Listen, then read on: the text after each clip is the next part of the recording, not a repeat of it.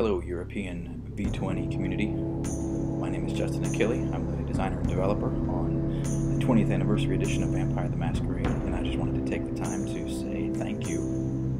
You, in particular, for being such strong supporters of Vampire the Masquerade over the years, and particularly the V20 project as we put it together. When we got together last November to do this, there was really a groundswell of support, in particular from the European community, and well, basically without you guys we couldn't have done it. So thanks.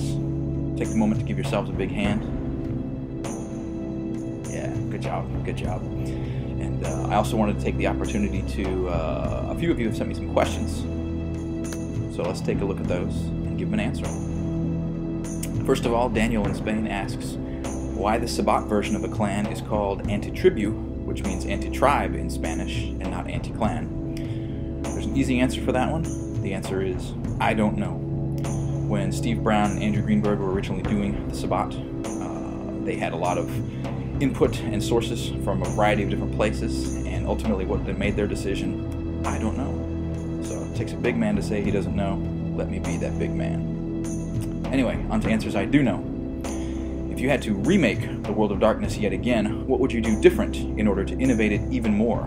That's from João Mariano in Portugal and Martin in the Netherlands. And this is actually a really interesting question because right now, and in particular with the focus of V20, I don't know that we would rebuild it to innovate. In fact, part of the appeal, and we've seen this a lot with the open development process of the 20th anniversary edition, is the ability to look back and look at the things that excited us 20 years ago, look at the things that really made us get into Vampire in the first place, and turn those kind of up to 11. So as far as innovation, right now, I don't think Vampire the Masquerade is a place to do that a whole bunch, but what it does, what it really does, is provide a great anchor point for the community to kind of share a place where they all can have this common ground and get back together and tell stories about vampires again. Innovation, I think that's for a different project.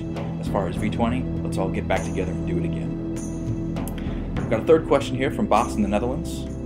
Back in the days when Old World of Darkness was big and White Wolf, you guys were working on a lot of titles at the same time. Isn't it hard to switch from a vampire perspective to, let's say, mummy perspective or changeling perspective, which is a totally different approach to the world?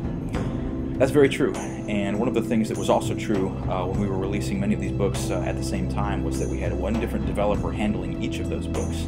So for me, I could just focus on vampire titles, and Ethan would just focus on werewolf titles, and it would be Phil or later Jess working on mage titles, etc.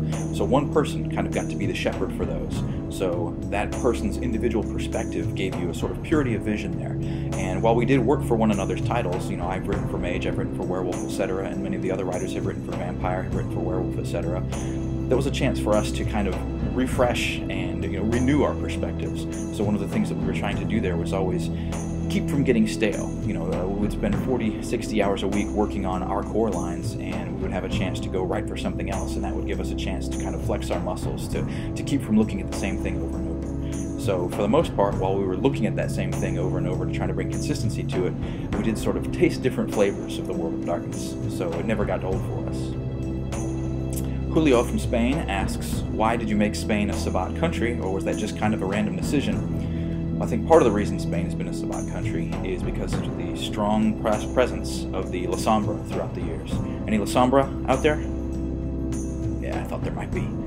But yes, where go the fates of Spain, so go the fates of La Sombra, and since La Sombra is such a backbone member of the Sabbat, well, there's not a whole lot of choice to be delivered there. And finally, Susanna from Spain asks, why Samuel Haight? Wouldn't it have been better to spare him? I wouldn't count Samuel Haight out just yet. He came to what appears to be a conclusion during Ends of Empires, but I don't think you've seen the last of him. Anyway, I've run to almost twice my time here. Again, I just wanted to say thank you so very much for being longtime fans and supporters and players of the World of Darkness, particularly Vampire. So much thank you for supporting V20 since we came up with the idea, and I hope you guys are enjoying the weekend.